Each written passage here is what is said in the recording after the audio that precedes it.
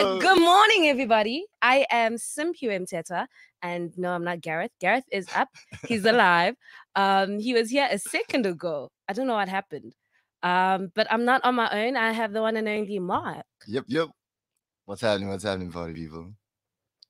Are you good, Mark? I'm well. Just you've changed so much since I last saw you, Gareth. You look so different. I like the haircut. Thank you so much. Yeah. Like, you have to try new things. You have to, do the things to be done. Yeah. How's it being like one of the most famous people in the country? Just roaming around in your Range Rover, Mercedes, or whatever you got these days, Gareth, As I said, I am not Gareth, guys. Hey. No. Gareth is definitely on his way here. Yeah. But I'm good. I'm back. I was on leave for a whole week. Where did you go? I didn't go anywhere. It was more like a staycation. Okay. I just needed to rest. Can it really be a staycation in the East? Who says I was in the East? Oh, is that not your home? Is that not your home? Why are you assuming I was in the East? Oh, were you somewhere else? With someone else? No. I just said it's a staycation. Oh, okay. So where were you? I was around. Oh, okay. I was around, and you just chilled. Yes. How long were you on leave for? A whole week. Hey. I did not have to wake up at 6 o'clock. And yeah, like I did not have to stress about the show. I did not have to stress about alarms, deadlines, getting to the office, traffic. There's nothing more beautiful than not having to worry about an alarm. Yes. This morning was not the case. Yeah, like, yo, guys, there's so much happening, This is what happens when Simphiwe goes on leave.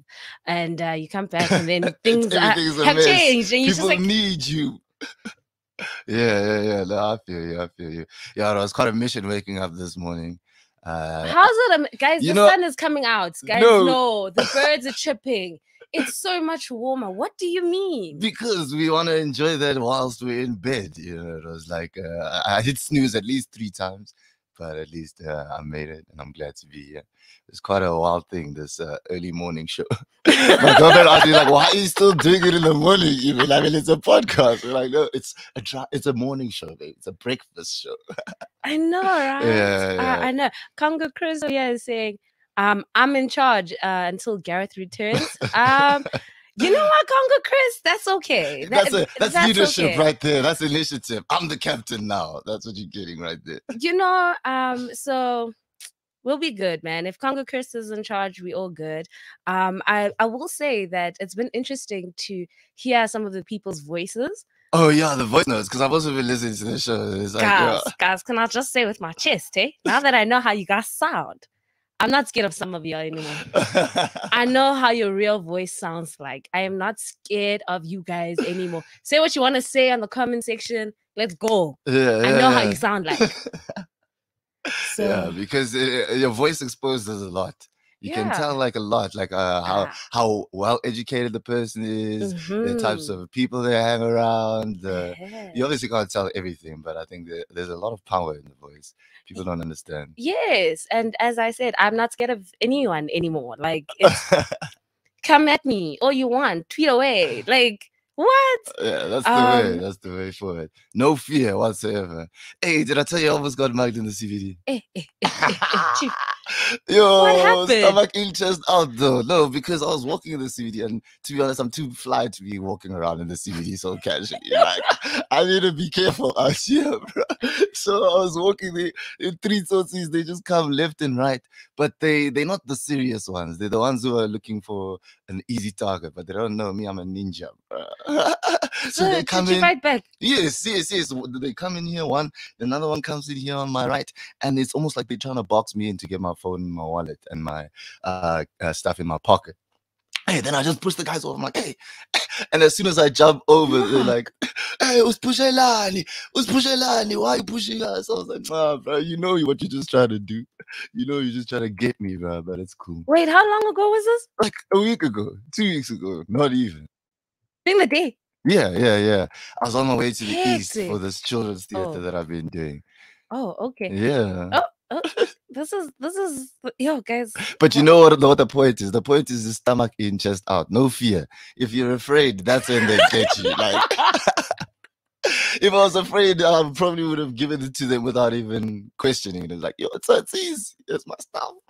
Oh wow. But yeah. There's somebody asking, who is the kitty in the room? Hey. And they're not talking about me. They're talking about you, Mr. Mark Mdluli. You want to give them a bit of an intro. You want to tell them who you are. Mark For those Mdluli. who don't know. Mark Mdluli. Okay, well, the journey actually started here at Cliff Essential. Once upon a time, we had a show called Worst Guys, where we got crazy, man. That show was so wild. It really, really was. Even did a couple with you, had some beefs. And yeah, moved on to radio to do other things like TSTV, but always being a comedian first and foremost. And yeah, I've been doing it for 7 years now, which is really cool. And if you haven't seen me by now, there's a problem. There's a problem. That's why I'm here to tell you to come see a show. And the real Gareth Clip is in the building, ladies and gentlemen. Don't worry. Morning. It's so nice to wake up. You start the show, and then the load shedding kicks in, and your whole fucking internet cans itself. I mean, I don't even know how to. I don't. It used to be funny, like once or twice in the beginning, it's funny, and now even my internet's like saying, I can't work like this. Even your internet goes, I can't work on like inconsistent power. So I'm doing it through a hotspot on my phone, believe it or not. This is really amateurish, but what can you do? Great. Wow, that's intense. Well, I've always been of the thought that it was funny in the beginning, but now it's getting back to that point where I'm getting really angry about it because dude, it's so you just stupid. can't do anything. And I'm honestly like, this happened over the weekend, and I was worried because I thought, what if my internet isn't on by Monday morning and we need to do the show? And I've got this UPS thing here, which we set up, which is also expensive. And you have to do these things because you have to make sure there's redundancy so that you can, do the basic stuff you have to do. I was even talking about it on yesterday's show. And now I think because it's just gone off and on so many times, the whole thing is just screwed up. It's like it's fried its brain. And now, I can't connect this to the studio via the usual stuff either. So we're all like running on laptops and cell phones. It's ridiculous. You'd swear I was Christian Amanpour in a war zone. It's ridiculous. We're in a shithole. Trump just doesn't notice. No, Donald Trump was right. It's like there are shithole countries that cannot get their shit together, and like we are one of them, whether we like it or not. Yeah, exactly. Anyway, nice to see you, Mark Mdluli. Nice to see you on the show again. How you doing, man? I'm well, thanks. How are you, Gareth? Thank you so much for having me. Good. Simpiwe, I laughed. Simpiwe came into the meeting yesterday. She's like, now that I've heard people in the comments section on actual voice notes, because we've been playing voice notes of people who've sent them in. I've been listening. And Simpiwe says, no. Now that I've heard people on the voice notes, I'm not scared of them anymore. I don't give a shit about these people. You do nothing to me. Explain yourself to these people. Let them know that you are no longer afraid, Simpiwe. At first I was afraid. I was petrified. But now, y'all say what you want in these comment sections. Like, I'm okay. I know how you sound like. I really feel like, and y'all be sounding a bit cringe. It's like, if I had to meet some of the people in real life, I feel like I would bully them. Like, I'd be like, excuse me, you and your, messed up voice. Don't come talk to me like that. Fix yourself. So now that I know how people sound like, I'm sorry, I really like some of your comments are not even going to move me. I'm just going to be like, sir, are you sure you want to say that? I think it also has something to do with like Twitter. Everybody seems like a boss and aggressive on Twitter, but this guy is sleeping with his underpants, hugging his pillow with nobody next to him, busy texting you shit on Twitter. Like, yo, get the fuck out of here, bro. So I think it's the same thing with the voice notes. Like, I think it's because texts just look aggressive in general. Yeah, I know. It's so much easier to communicate with somebody. And like, I'm also reading it with that thing of like, yo, like this person. Yeah, this person's like, angry. yo, when they type that, they were like. But when they talk, it's like, I'm really upset about what you did yesterday. It's like, go sleep, Coco.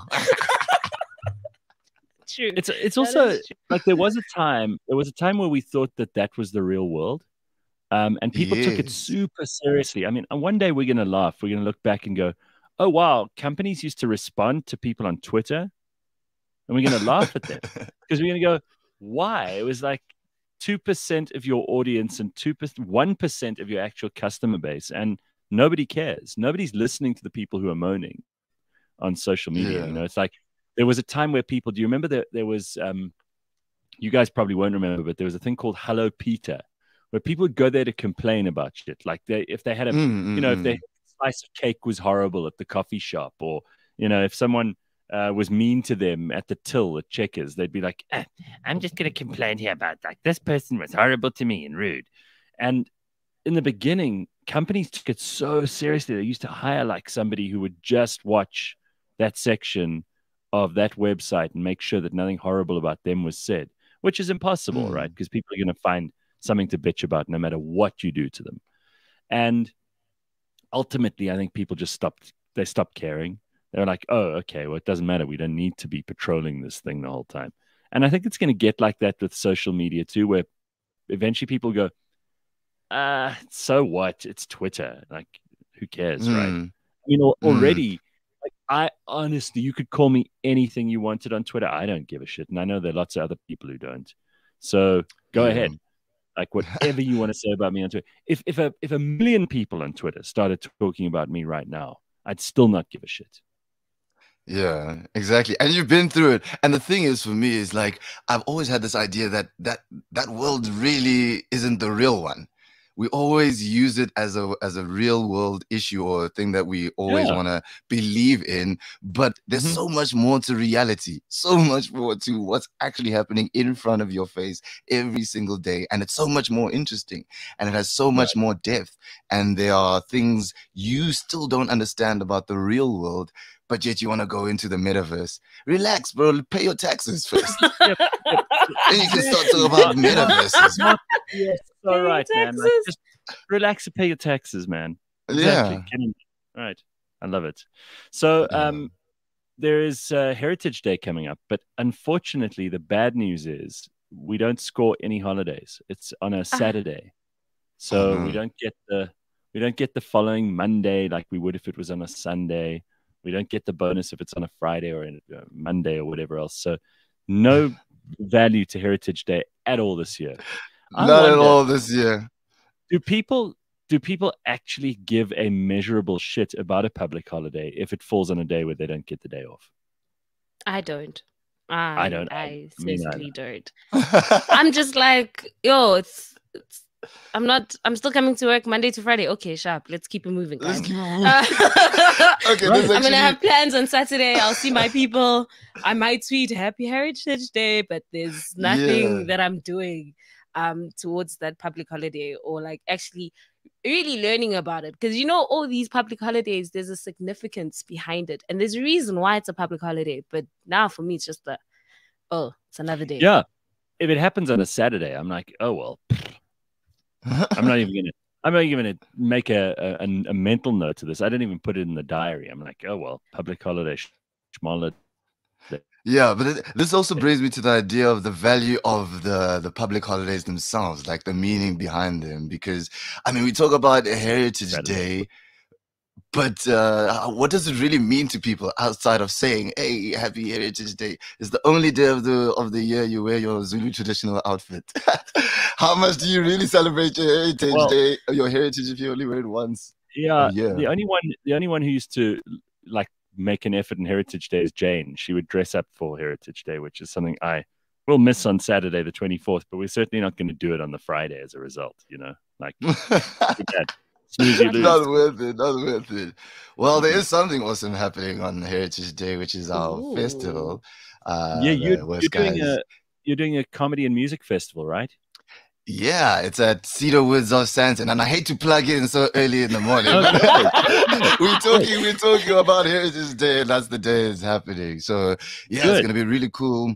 We've got a great lineup because we started these shows in lockdown. Actually, we went to go do one live online show, and we used the venue just because it was a good-looking venue. And people caught on to it. There were people really watching online. So we're like, okay, let's do it while we can, when the lockdown restrictions were loosened a little bit and you're allowed to have like 50 people. at an event or at a venue. And we did it with a capacity of 50 people, and it was socially distanced, but it was real because it felt like, okay, we all able to come back now, and we're coming to support the arts because nobody gave a shit about us in that time. Right. And it was really You gotta look after beautiful. yourself. Yeah, You guys yeah. have to, you have to fend for yourselves. Exactly. So we did it ourselves, and then we had another one in Halloween, but it was still around lockdown time. And now it's the first time we're doing it with the restrictions gone. So yeah, we want to take it to the next level, man. The lineup is awesome. Linda Sibanda, Ian Young, Joey Rasdeen is headlining the comedy, which is really cool. And then we also have a music side. It's gonna be fantastic. That's amazing. Good for you. You see, you got to start your own little festivals, which is exactly what you know. People who can't sit around waiting for other people to help them have to help themselves.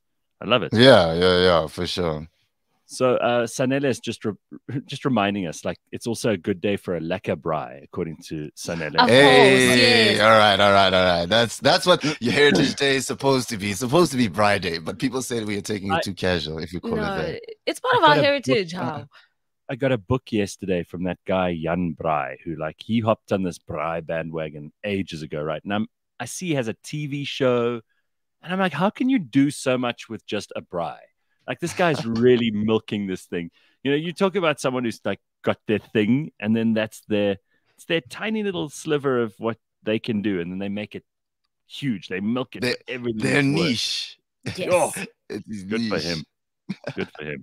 Yeah, anyway. I'm all for a good braai. All for a good braai. Even in winter, it doesn't matter the season. No, it does. No, I'll do. No, we need the shorts. I'm sorry, a good braai. Let me tell you what makes a good braai. Okay, tell me. The sun needs to be out. Okay, it needs to be like a nice warm summer or spring day. All right, you need to have it by the poolside. Okay, yes, I am black, but I love to swim, so we need to, you know, the braai needs to be by the poolside. Stereotypes. Yes, good. Yes. And then you need to invite the girls and the boys, you know, wearing shorts, showing some skin, looking nice and sexy. The guys are there, you know, how cheap. There's drinks going and flowing. You know, there's chats and music. That's a good braai. That's a great braai. Right. No, I'm with you 100%. I'm actually a much bigger fan of the summertime to the winter, regardless. I'm just saying yeah. It's a sexier season. Yes, bodies are out. Bodies are out. People are sweating. There's open doors, summer dresses. I love me some summer. Compare that to pouring old winter any day of the week. But if you notice now, it's starting to get lighter earlier in the morning as well. So you wake up and, like, now there's this twilight. There's this glimmer on the horizon, which there wasn't a month ago. 2 months ago, it was pitch dark. You know, Simpiwe, you remember, we would start the show and it would still be dark until like 6:30. Now, 6:45, it's starting to look light already. Nice. The sun is out, and I'm like, the birds are chirping. Yes. Okay. This is, I could get used to this. This is nice. So here's a question for you, talking about, like, you know, early hours of the morning and all the rest. And most of the people who wake up and listen to this show are waking up early because they've got work to do, and they start their day early and maybe doing a bit of exercise, you know, like real sort of go-getter, self-motivated type people. But I want to know, and it's something we can answer in the voice notes. If you want to drop us a voice note, it's easy to find. The WhatsApp line, it's 071-783-6214. You treat it like you would any other WhatsApp line for the Gareth Cliff Show. You just drop us a voice note, and we will receive it on our side and probably play it. But I want to know, and not only in the voice notes, but also in the comments, like, what 24-hour shops do you really need? What 24-hour services are there that you really wish you had?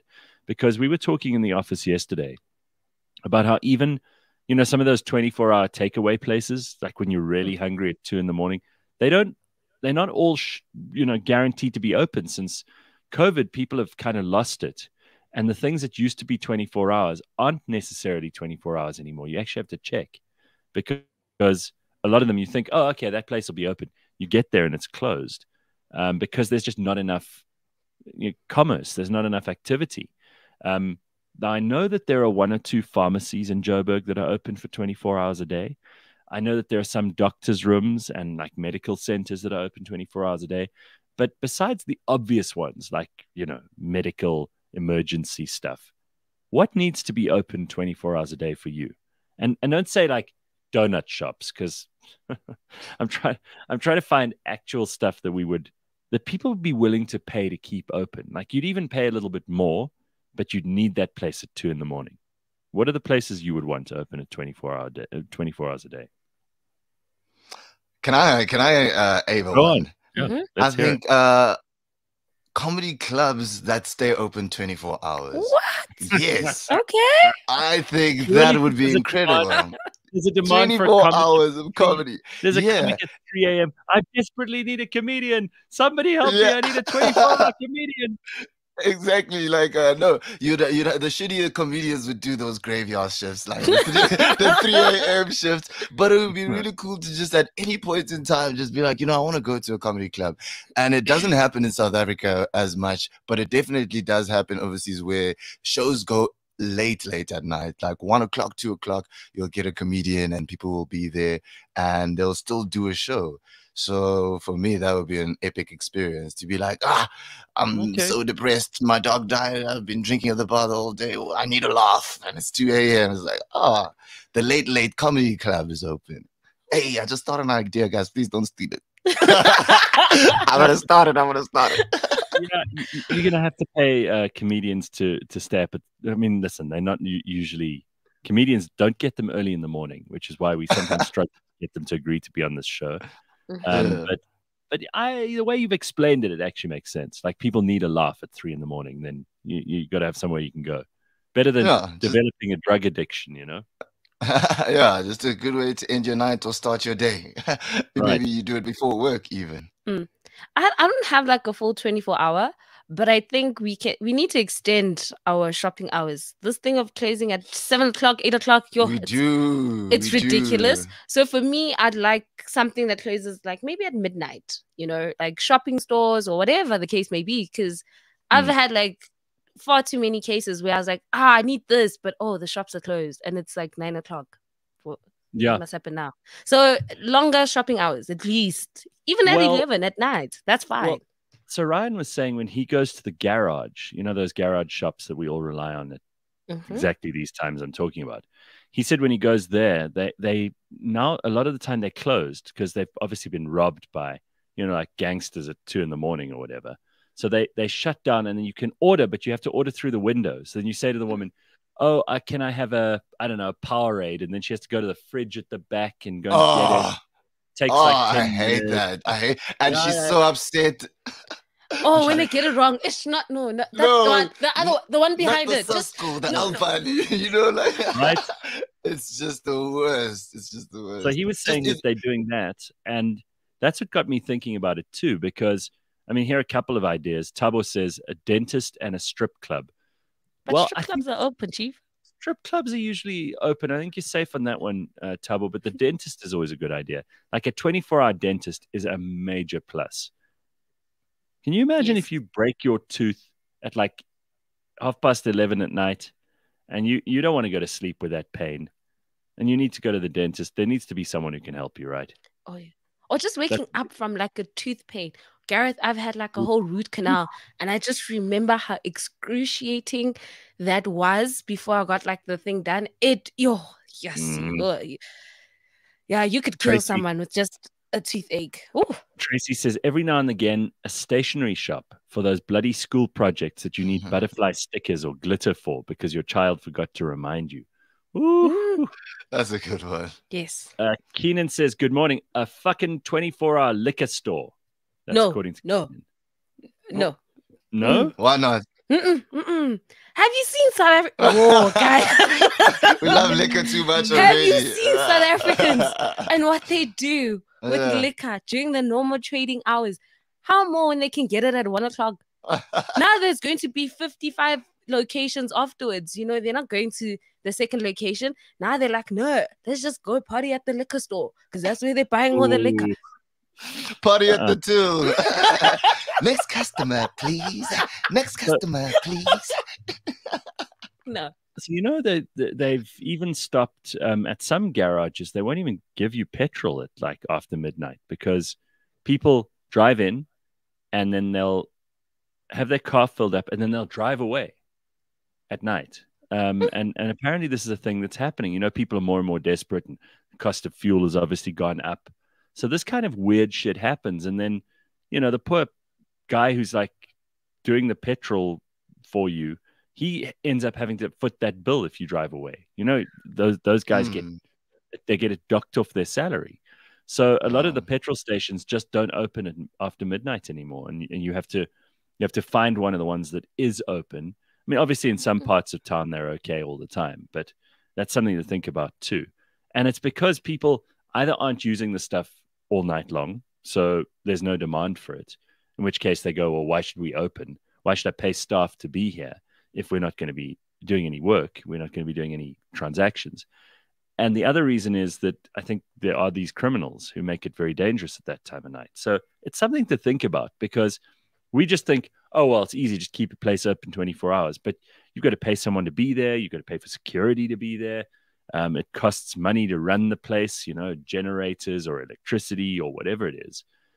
So I think there's something to be said for places that are absolutely essential 24/7, and then places that you can like get away with, you know. I mean, a liquor store is not an emergency, not if you ask me. And as Simpiwa says, if people are partying at the liquor store at 3 a.m., we got some problems. More problems. Yeah, we got big problems. But I'm concerned about those people driving off without pay for their petrol thing, because it's going to end up being that we need boom gates at our garages. Because the security is just going to get more and more intense, and now you're going to have to wait even longer to get your petrol. Right, it's going to happen. I'm telling you. Yeah. Yeah. I mean, look, I think you'll have to worry about that more in some places than others, but then that's how it goes, right? 24-hour home cleaning service after those hectic parties at home, says Viasi. Yes. Oof. Yes. Yep. Yes. But you see, No. Yes. Oof. You reckon, Simpiwe? Oh, yes, guys. So I've partied at like a friend's place, and you know, before we leave, we'll help you tidy up. But sometimes it's just too messy where we're like, yo, chief, we've taken all the bottles, hey, but you're going to have to do the rest of the vacuuming and the, you know, putting the chairs together. And then you realize that people actually break your things unintentionally. So there'll be like a chair that's now broken, or like there's a glass, and you're just like, yeah, I don't want to deal with this. So that, very important. Yeah, that's cool. Good. I thought when I saw 24-hour cleaning service, I thought this guy was one of those people who belongs on a true crime series. 24-hour cleaning services for when I chop off heads at night. Right, exactly. It's to decriminalize the area. They make sure they come exactly. in like those blood sisters we interviewed once. Those two ladies who they're the ones who come in after there's been a murder, and then they clean up the mess. Blood on the walls. Wow.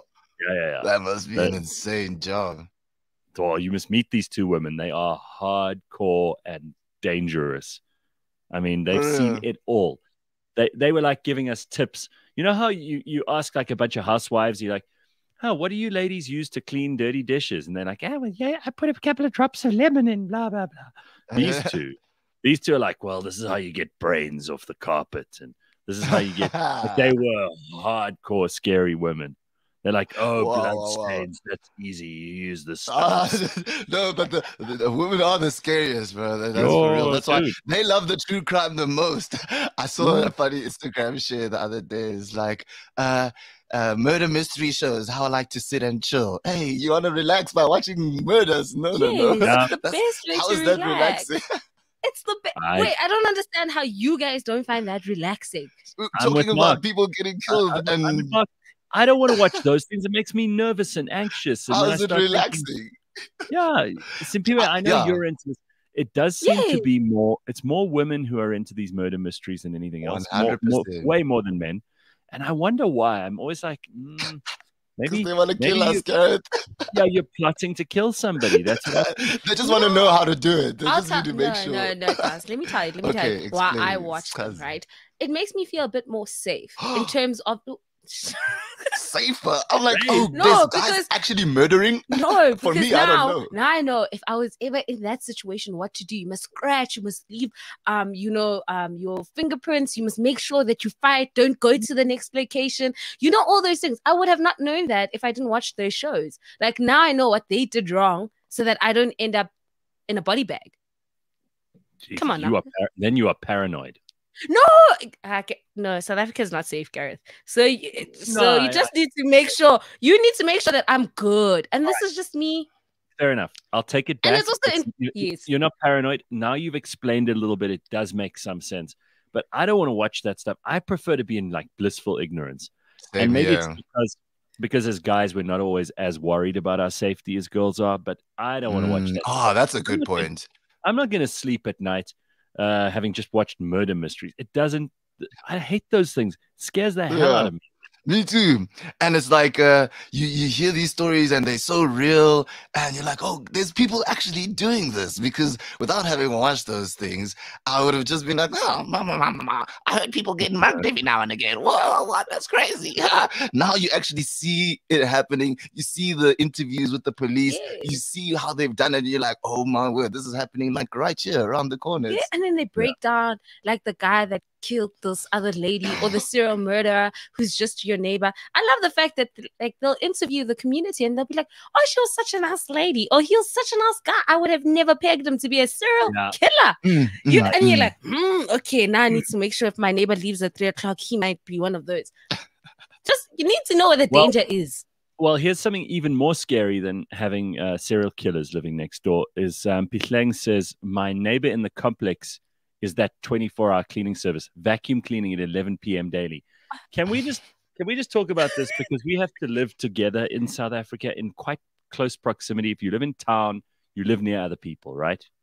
No getting away from it. We all live either in these complexes or security estates or little gated communities or whatever, but we all live on top of each other. We can't help it. That's all we can afford. So can we all just agree that vacuum cleaners and leaf blowers need to be used for a minimum amount of time and not all the time? And if you are going to do it at like 4 a.m, guns. I'm coming at you with guns.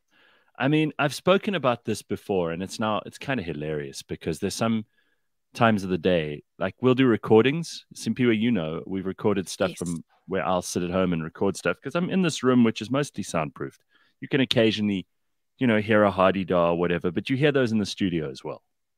Yeah. I mean, you can hear hardy-das through 8 meters of concrete. Like, at the bottom of Hitler's bunker, they could hear. Yeah, exactly. Whitney Houston's studio, even when she's belting her loudest, you'll hear a hardy-da. So I sit here and I record, but some days, like I think it's especially Tuesdays, Wednesdays, and Thursdays, my neighbors have got this guy who does the garden, and he is addicted to the leaf blower. So he loves it. He does it for like 2 hours on each of those days. And then he doesn't just go, he goes, and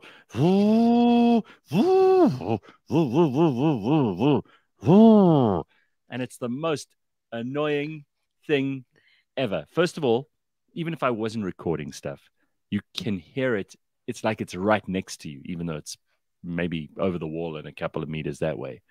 So that's annoying as hell. And the vacuum can be just as bad, right? If someone's vacuuming, like when I lived in my flat not that long ago, there were these people who lived underneath me or on the sides, and they'd switch on their vacuum cleaner at weird times, like in Pitleng as well.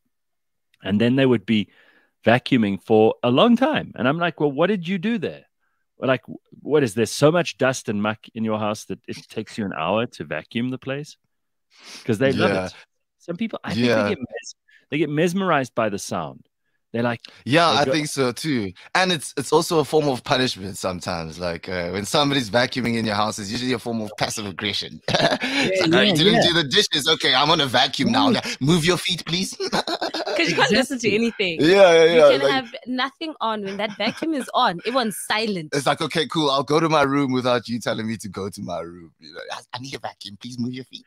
You are spot on. It is a Yeah. passive aggressive thing. It's like they're really angry with you, but they can't say anything. So instead, they just vacuum around you. Exactly. Oh my God. Get up and go. That's what they say.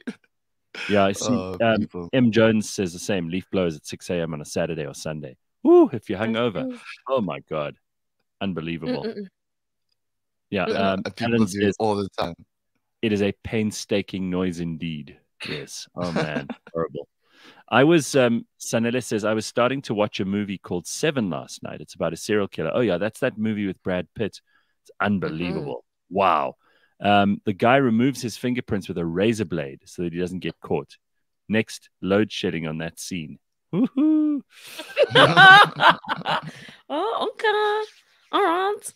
But with the vacuum, guys, no, I think we live in a time where they can make vacuums that are silent. Surely, if you can make a gun silent. Please do yourself that favor, buy those ones, because I'm tired. I'm Yes. traumatized.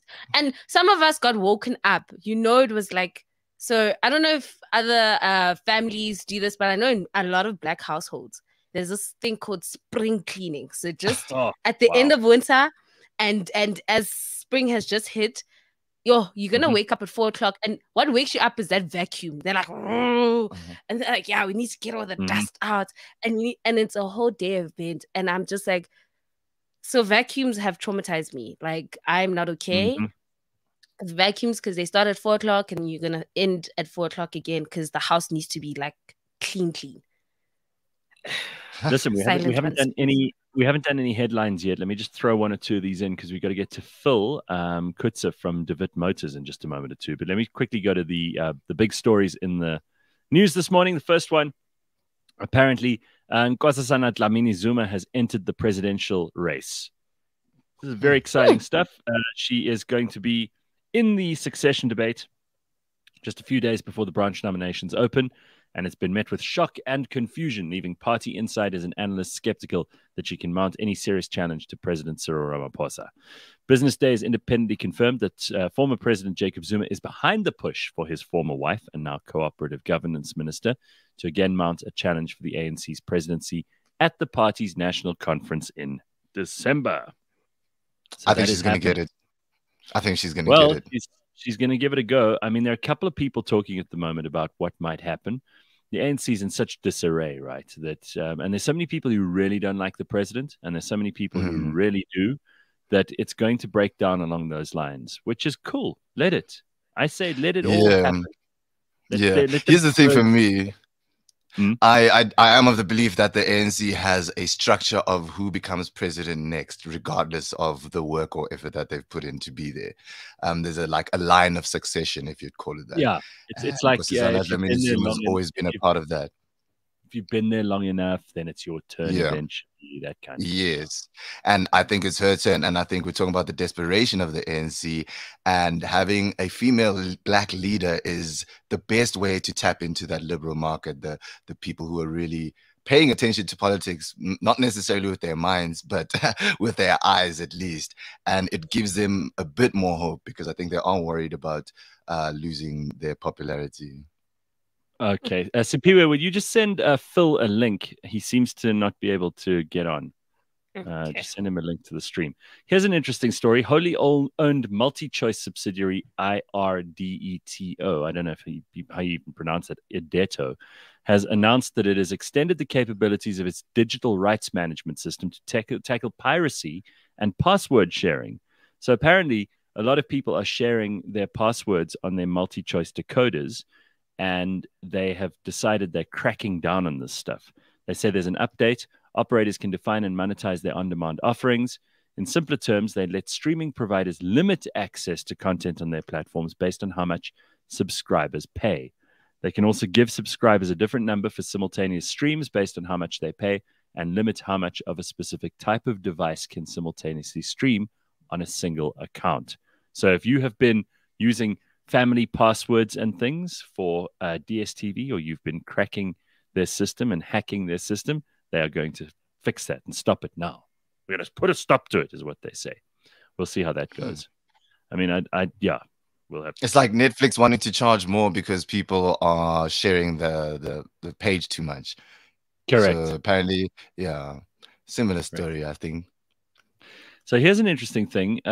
There are strange things you can buy on Take-A-Lot. Not Stranger Things, the show, but apparently these are some of the things that you can find on Take-A-Lot that you might not know about. Wedding dresses, bulletproof vests. Whoa. Whoa. Yeah. Okay. Yeah. Wedding dresses. You can go out there and pick a size 16 of a wedding dress and Take-A-Lot. You can. Bulletproof vests. Are you shocked? I think we need one in South Africa. Everybody must have a bulletproof vest. And an assortment of tools that you'd think only Batman or 007 might need are among the unexpected items you can buy on Take-A-Lot. With a global boom in e-commerce, the variety of products you can buy online in South Africa has increased substantially. Although South Africans don't have anywhere near the range of options available to Amazon or Alibaba shoppers, we have a major e-commerce player with thousands of products, apparently. This is what people are talking about now.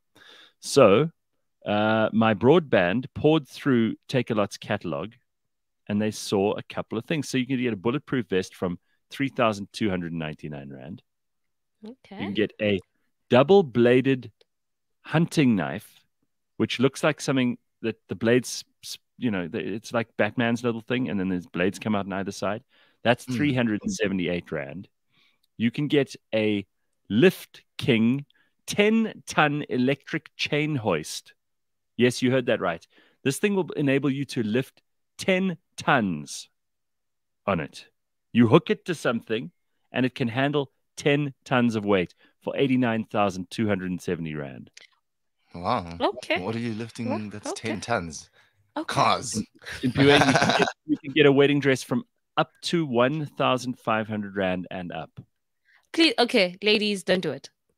Well, don't. Well, it's not a designer dress. You cannot be buying a wedding dress that's 1,000 something. I'm sorry. No. Come on, Simpiwe, just one. I mean, it's not for your first wedding, maybe. They've got grappling hooks. They have got a 3-in-1 combo power rack exercise machine, which will cost you just under 200,000 Rand. But this thing does everything. If you want a home gym, this is the thing to have. They also have a wireless anti-spy bug and hidden camera detector. Yep, you heard that right. For 1,299 Rand. We got to look at a bunch of them. There's a whole list. Listen, I'm not going to rush through this because we're actually going to talk to Phil, among other things, about buying. Like, would you buy a car online? And this is an interesting question. So let's go straight to Phil Kutze. Hey, Phil, how's it going? Morning, guys. How are you? Lekker, man. Nice to see you. So nice. Phil, you've got a new team there. I haven't met them. I haven't seen them. Okay, yet. so you know Simpiwe, who's just I above do. you. Hi, Simpiwe. Yeah, and then this is Mark Mdluli, who's hanging with us this morning. How are you, Mark? Hey, nice to meet you. I'm well, thanks yourself. Nice to meet you too. Awesome. So Phil, let's get into this because I know you were telling me a while ago that there seems to be a move online for buying cars. Now, it's not something I would do, but explain to us why people would buy a car online. Yeah. Thanks, Gareth. So I mean, Mercedes-Benz online store recently opened, and well, you can basically click and buy a car now, like you do on Take-A-Lot, and then you can select your preferred dealership where you can take delivery from. So in a nutshell, that's how it works. So you can either buy a car that's immediately available, or one that's built that will be finished built in a month or two, and you can pre-order that vehicle as soon as they arrive in the country. Okay, so what kind of take-up is this having? Because maybe I'm old school, and if I'm going to spend anything like what a new car costs these days, I'm not going to go and buy it online. I want to meet the people. I want to actually get into the car. I want to test drive it. Am I right, Mark? Simpiwe, don't you agree? Like, you ain't going to take it. For sure. I'm going to just buy it. I want this in blue, and like you click and suddenly you've spent R1 million. Yeah, you want to know what it feels like? Yeah. Exactly. Yeah. I mean, so it would be lovely to hear your points. I mean, actually, we've done a couple. So I mean, the system is up and running. It's 100% possible to click and buy online. So yeah, but I mean, it's a little bit different than buying a pair of socks.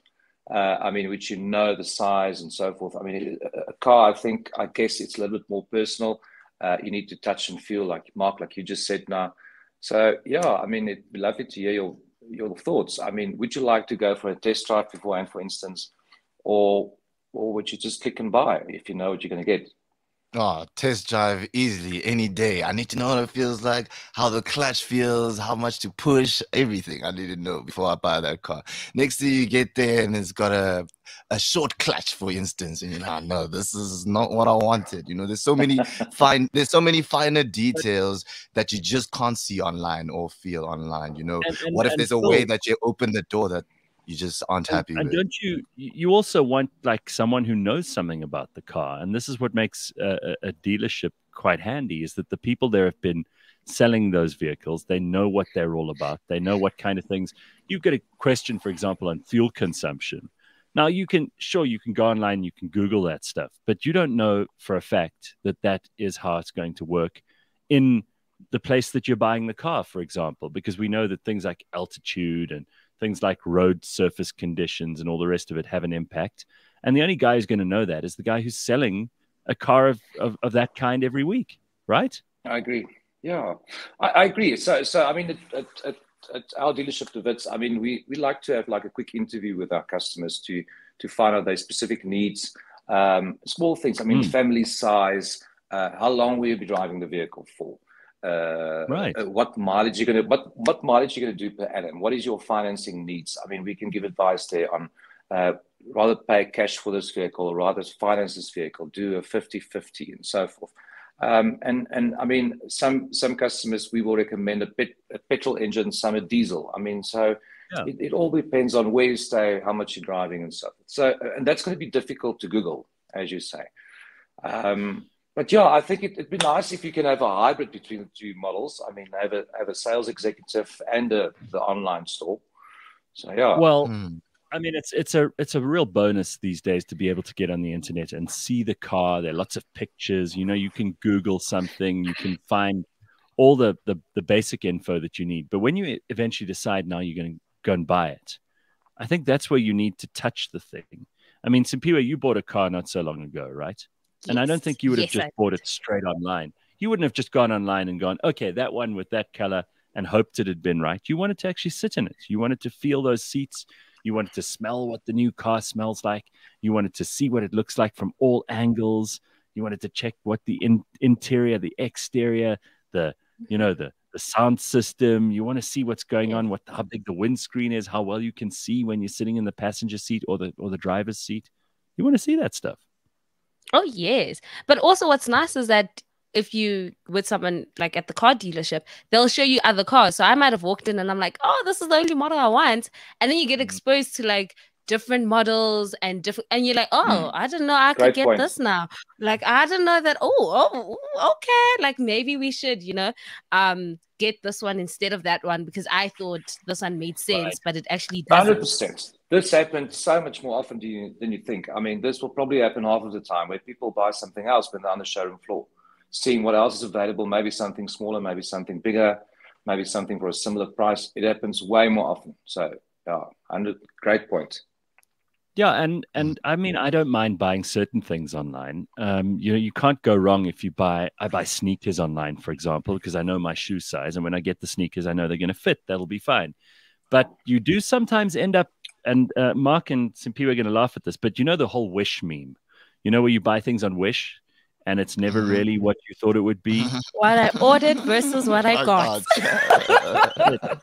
So I don't want to end up in a situation with a car like that because that can be expensive, right, Phil? Yeah, I mean our entry level is now close to $1 million, so it's going to be tough trying to return that. Okay, obviously, I mean you've got the option of checking out the vehicle before you take delivery at the dealership, but you also need to pay a deposit when you order the vehicle online. So unfortunately, you will lose the deposit then. So yes. And I mean, Phil, also, you know this because of practical experience. When someone buys a car from you, they develop a relationship with you. First of all, you probably help them to sell their old car. you also will be able to introduce them to what kind of a service plan they might need. You might be able to help them. Correct. If they want like a diesel, a petrol, or a hybrid, or they want to try something new, you'll be able to help them with, extras that they might not even know they can get, like Simpiwe said just now. So if you don't have these conversations with people and you just go online and click, you don't know until you get it whether you've got exactly what you wanted or not. Correct. Yeah, I agree. Yeah, Right. so that's why I say, I mean, we'd like to do this little interview beforehand that we can just more or less see what you want to do and how you want to do it. So, yeah. Yeah, I mean, you don't get married before you've met the girl, That's the way I feel. You also can't, you can't buy it online as well. No. Two things you don't get online: cars and women. Except if she's Russian and you, I think you could still do that. So, Phil, tell us about this. I remember you mentioned it once before, this Agility, which is a Mercedes-Benz product. And I think this is quite an interesting thing for people to know about, because we all get talked into doing these deals for cars where we have balloon payments. And I'm sure you've heard of these, right, Simpiwe? Right, Mark? Mm-hmm. I mean, you've heard, like, people talk about balloon payments and shit. Now, how does Agility work? And why should we be careful of these very, very complicated financing arrangements that people can get into? Yeah, sure. I think the bottom line is, I mean, why people finance over a 72-month term or take a 72-month term with a balloon payment is just to get the lowest possible monthly installment at the end of the day.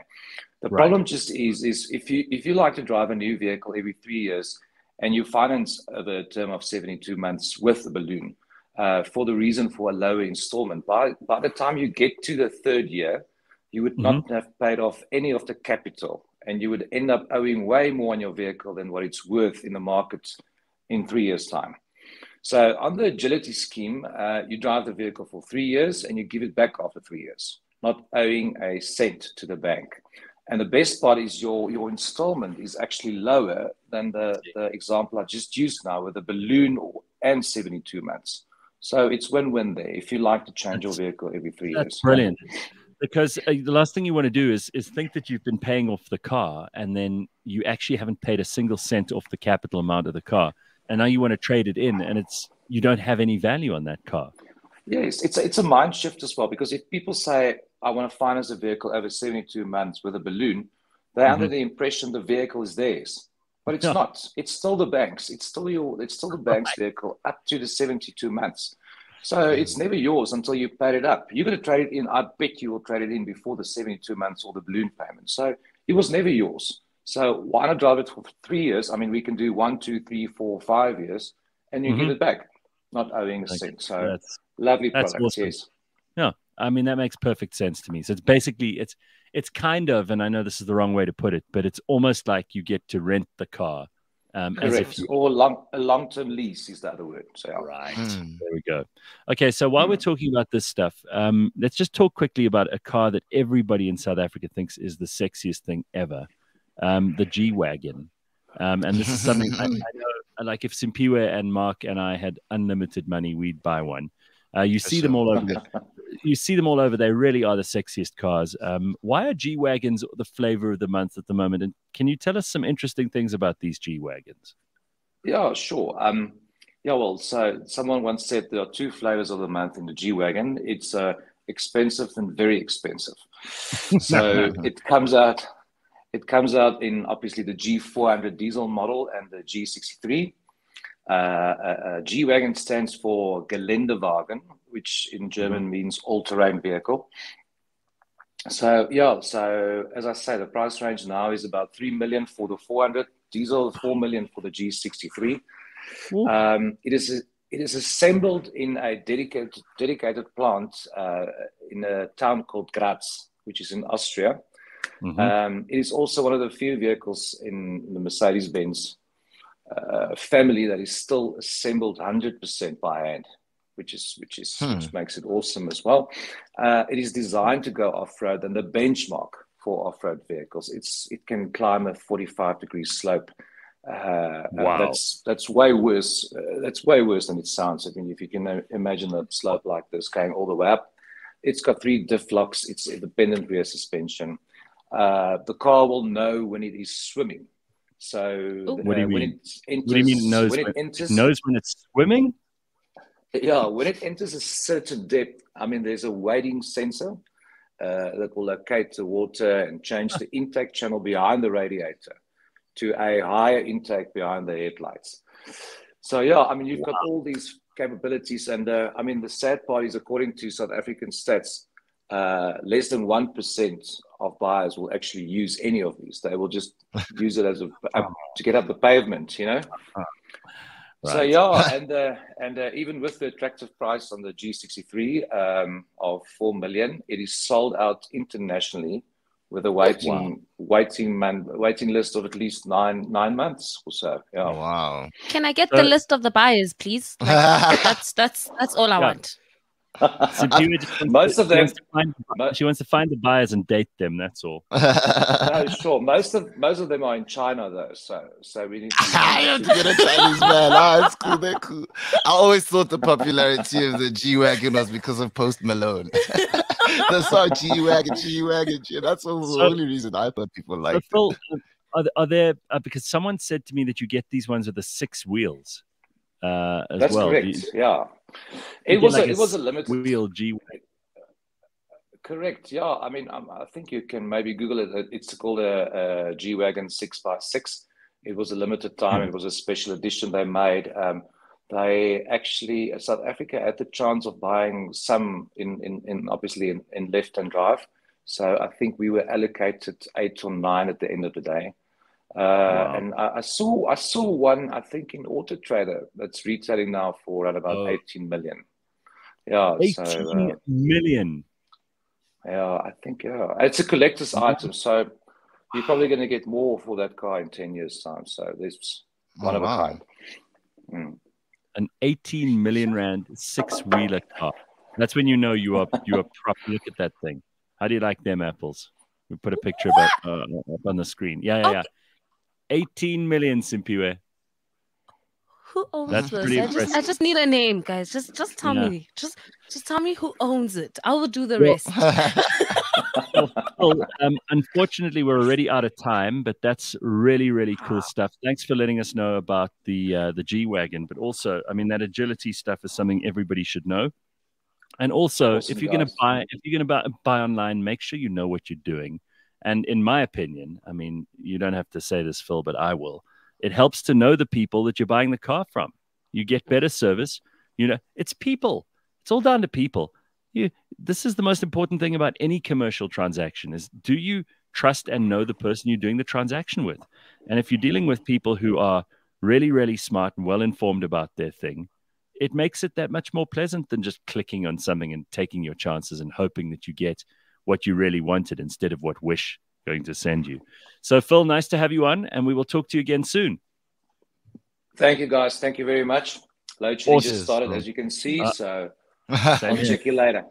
Cheers, Phil. Cheers, cheers. Cheers, Phil. Perfect timing for the load shedding. It is just after 7 o'clock. CliffCentral.com. We got Mark Mdluli, we've got Simpiwe Mthethwa, we've got me and you, and we are going to be with you all morning. So stick around. Don't go anywhere.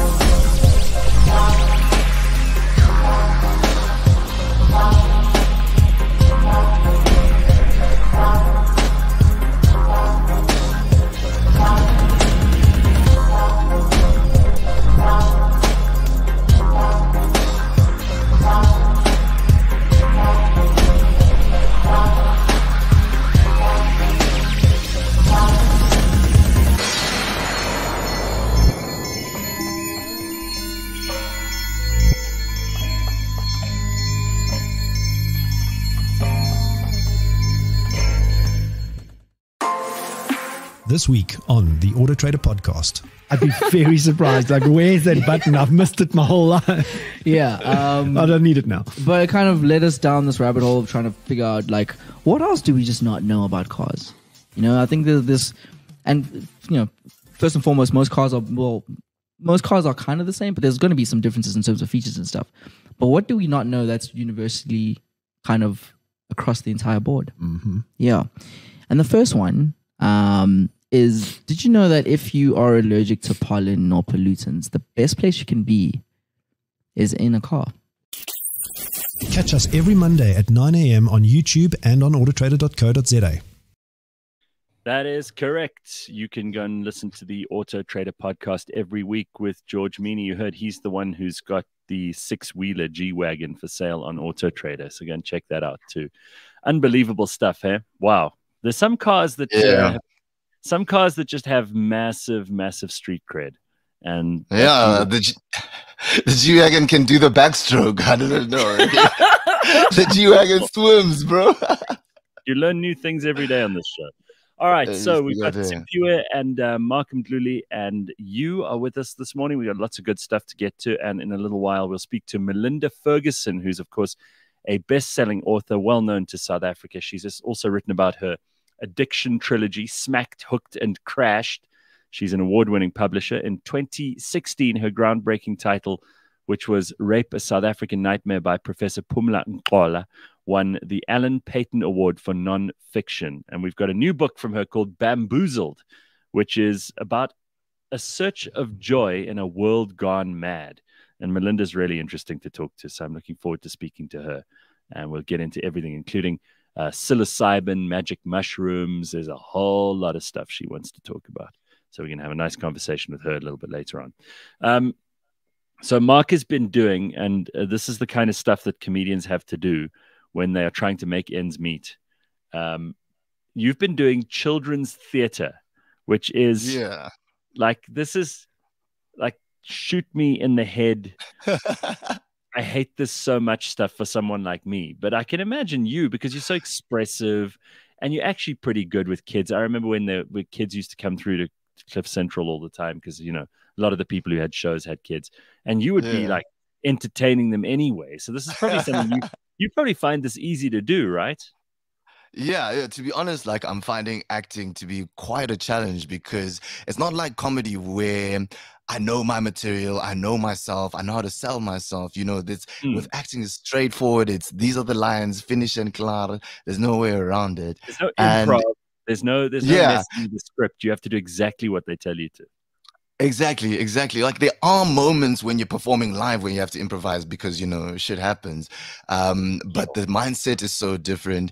And yeah, I do love children. Children are absolutely epic. And, well, at times, if they're not yours, actually, that's the way I'll put it. If they're not yours, they can be a lot of fun. Especially when you can give them back to the parents as soon as they start missing. Yeah. I'm just there for the high fives, bro. Kids are the only people who will never let you down on a high five. Ever. They're always willing to give you one. So it's been really cool, man. We've been going to different schools in Joburg and Pretoria, and we're performing at the assemblies. I actually have a show that I have to go to pretty soon, so I'm actually upset because I won't be able to be at the whole show. Missing out on the chat about psilocybin and magic mushrooms. Like, that is my whole jam, right? You see these kids ruining my life. This is why I don't want children. You're missing out on psilocybin because you have to go and work for kids. It's unbelievable. Yeah, you have to choose one of the two. You can't have it both ways. You know what I mean? So, yeah, it has been interesting, and I feel like I'm becoming more performing fit, which is nice to be on stage for comedy. Because we've got the Heritage Day Festival coming up, as well as my one-man show at Funk Bar, which is happening in 4 ways. Tell us about the one-man show. You plugged the festival. Now tell us about this. Funk Bar. So it's happening. It's happening at Funk Bar on the 6th of October, and it's a cool show because I'm calling it Rebirth, just because I feel like I'm going through a new phase in my life, especially now that I'm turning 30. What? Whoa. Old man. Why are we laughing? Guys, don't scare me like this. I can't believe you big 3-0. Yeah. have you got a Zimmer frame yet, or are you going to wait for a while? I think I'm gonna wait at least until 40. No, so the thing is, it's been challenging to think about the idea that I'll never be able to say my 20-somethings again. Like that's woo. So you have to find a way to make yourself feel young the older you get. So I'm reborn sweating. when I'm 30. I'm sweating right now. Mark, you're turning 30. I'm Yo, turning you're 30. old, man. Yeah. Can you believe it? I'm turning 30 and I got carded just the other day. Did you? Yeah, actually at LSB where I saw you. Hang on, what happened? Did they tell you at the door This that you guy, no, this guy, and I'm walking there with my lady, fine lady. She's a mature lady, 39 years old. I'm the young looking fresh man, walking, trying to be stared. This guy's like, ID, please. I'm like, guy. But then he didn't see my ladies with me. And then he looks at my ID. And then he's like, no ways. And then he starts laughing. And then he sees my lady. And then he whispers into my ear while he's tapping my pocket. He's like, sorry, man. Didn't mean no disrespect. Respect. Brother. I'm like, bro, it's ruined already. No, but hang on. You are stupid because you should be taking that as a huge compliment. Like if you... No, it is. No, dude. You wouldn't want it the other way around, right? You wouldn't want to think you were so old that he didn't need to check your ID. Rather let him go, this guy looks young. Meanwhile, you're 30. I mean, that's a win. Yeah. I guess. I know where the fountain of youth is, guys. I'll let you know. It's at Children's Theatre, actually. There we go. Hang around with the kids. Hang around with the kids. Get them high fives, yo. I know this is something that's driving Simpiwe mad at the moment because, we're renaming everything. Like everybody's got a new name. Everybody's got a new designation. We're trying to find new terms for everything these days. We can't just call someone this. You've got to call them that, plus this, plus that, plus non-binary, plus whatever else. So these days, you have to really work on what the definition of things actually is. And there are people in America at the moment. It's mostly in America. I haven't heard it happen here, and I hope it doesn't happen here. But there are people in America who are starting to refer to themselves as minor attracted persons. Okay. Now, before you just immediately have like a gut reaction of wanting to throw up, because that's kind of what happened to me when I heard this for the first time. This is apparently a real thing. There are academics in America who are running around telling people that pedophiles are not pedophiles. They are minor attracted persons. Yeah. And what the acronym is MAPS. MAPS. Oh, I don't know how. No, I know how I feel about this, and I'm just outraged at this entire thing because I saw like a YouTube clip of this lady who's like a counselor, and she's just such an advocate for us to move away from the term pedophile. She's saying, yes. She's like, no, that's a vile term, and we are not being inclusive of these people. And in fact, they even have their own flag.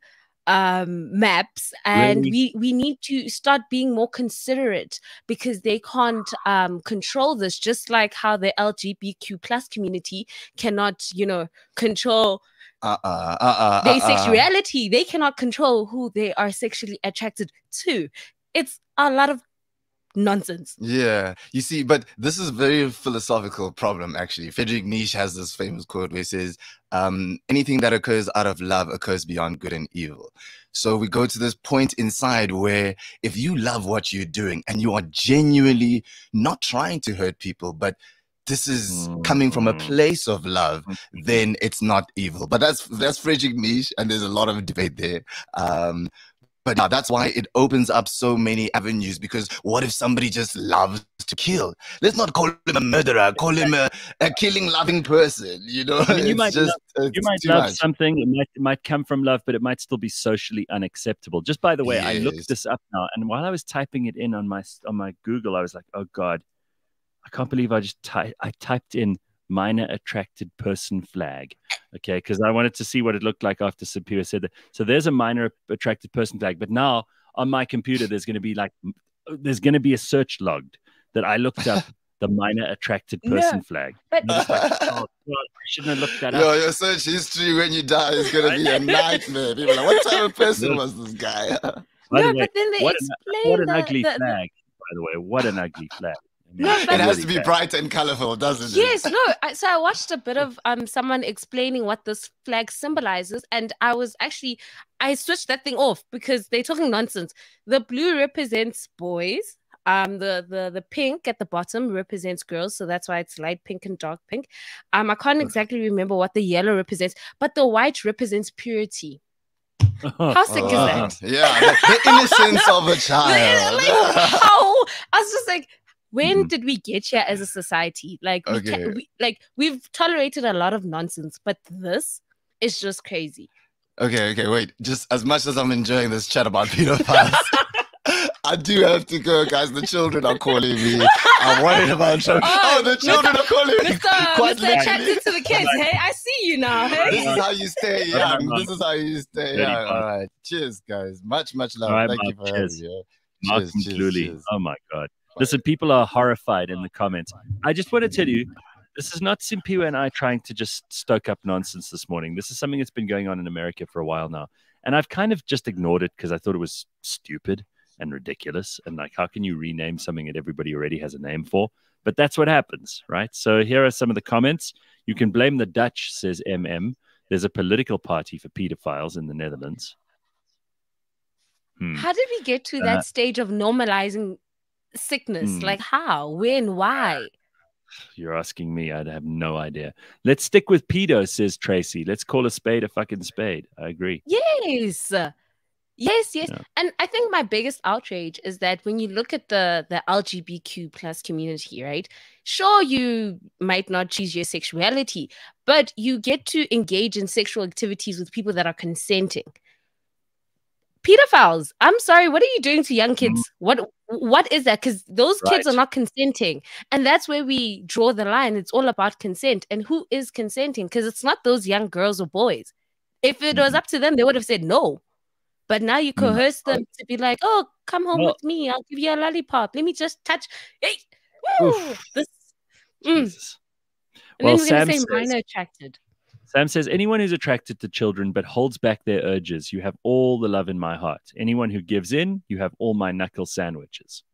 Yeah.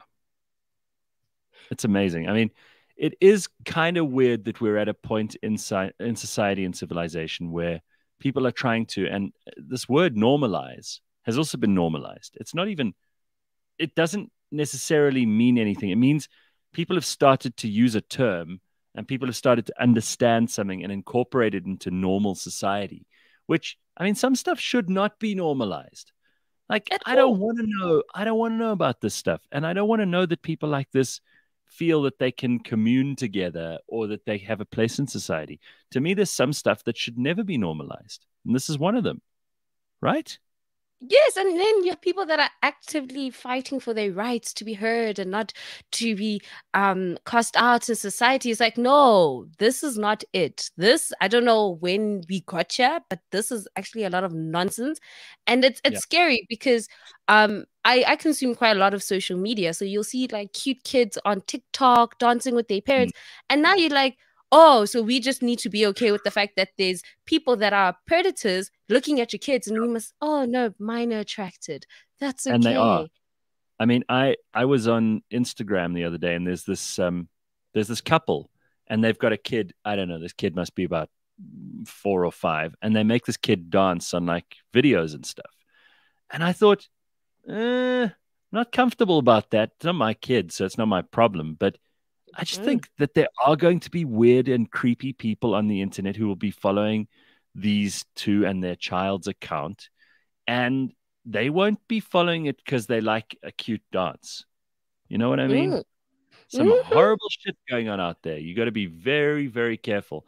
I'm just very happy I don't have children because if I did, I'd be nervous about everything. You know, other people, where they live, what they do, people hanging around schools, people in, you know, like it always used to be like these creepy people in vans, but I don't think it's like that anymore. Now it's someone who's like on the net somewhere. They're on their phone and they're finding other people who think the same way they do. Ugh, gives me the creeps. Anyway, we needed to bring that up this morning. Don't say that this show doesn't inform you about what's really going on. because we don't want to get into trouble. We don't want to get into trouble ourselves. And then people say, I mean, you didn't warn us that there are these maps running around. But there are. Okay, so now you know. Also, there is a brand new episode of the Third Draft podcast, 10 a.m. today. This is Simpiwe and Mash's new show. Just tell us what it is in case people haven't heard yet. So it is a podcast where Mash and myself interview other brilliant content creators, people that are actually doing big moves in the content industry. And this week we talked to a guy called Primo, and he does like these skits where he does like this it's boys to men type of vibe, but like in vernac. So he'll be like, waking up as a boys to men singer, and he's basically like shirtless, and he just does all those sexy moves, you know, to the left, to the right. And he's kind of really done a really great job on TikTok. He has like over 1 million followers on TikTok. And we get to talk to him about like quitting his job and becoming a full-time content creator. So yeah, that's what you can look out for. Cool. Yes. I wonder how many people in South Africa are able to just live off being content creators, and you know they've got a big enough following that they can make enough money to live a pretty good life. Because you hear about it, but I don't know what the total numbers are. And also, how many followers do you have to? How many do you have to in order to be able to live off that, especially on something like YouTube or TikTok? How does it work? Yeah. So. Not all. So most of the guests that we have, I do ask them, so how much money have you made or how much is in the bank? And they don't really tell us, but they'll tell us when they first started or when they realized, okay, I could quit my job. One of the guys was asked to do like a 60-second video, and he got paid 15,000. And then he was like, okay, I'm done. Like I've done one video, and he had other campaigns for the rest of the month. And he was like, I got paid 15,000 for this one video. And now we live in a time where they call it the creator economy. So all platforms, LinkedIn, TikTok, Pinterest, Facebook, Instagram is paying content creators to put up content. So they'll find various people, whether they have, and what's crazy is you don't even need to have 50,000 followers. You could have like 2,000, 50,000, 1 million, depending on how engaging they are. And you now get paid to put content on those various platforms. So we live in what they call the creator economy. And this is where, yes. So it's very interesting to hear how like South Africans are catching up with Americans, because Americans have been doing this for years. I mean, they making 35 million rand, and now seeing South Africans catch up to say, no, I'm doing this full time. I'm a YouTuber full time, and I'm earning a good salary, not, 5,000 rand. I'm actually making 50,000 rand per campaign. And you're like, decent money. You've done 7-8 campaigns in the last 3 months. Okay, that's a lot of money. That's a lot of money. So we were talking earlier, and I'm sorry I have to go back to this, but it's this is really great stuff. All this stuff you could buy on Takealot that you didn't know about. I mean, wasn't that an interesting list? I'm still stuck on the wedding dress. I'm like, what? Yes. Why are we buying a wedding? Why is it not being designer made? And it's 1,000 rand. No, guys. No. So they've got some interesting stuff on there. You can buy a Nelson Mandela lithograph with his actual handprint on it. There are only 333 out of 500 of these. This is the only one available for 100,000 rand. You can buy an actual Nelson Mandela. Yeah, on Takealot, believe it or not. You can also buy a blank VHS tape. I mean, I don't know what you're going to record on there or what you're going to use to record, but those are still available, and you can actually buy one. Did you know that? No, I'm so fascinated. Like, Takealot is actually... But wait, there's more. Because I haven't even seen a VHS tape in such a long time that I wasn't sure what I was looking at with the picture. But here it is. You can buy one of those.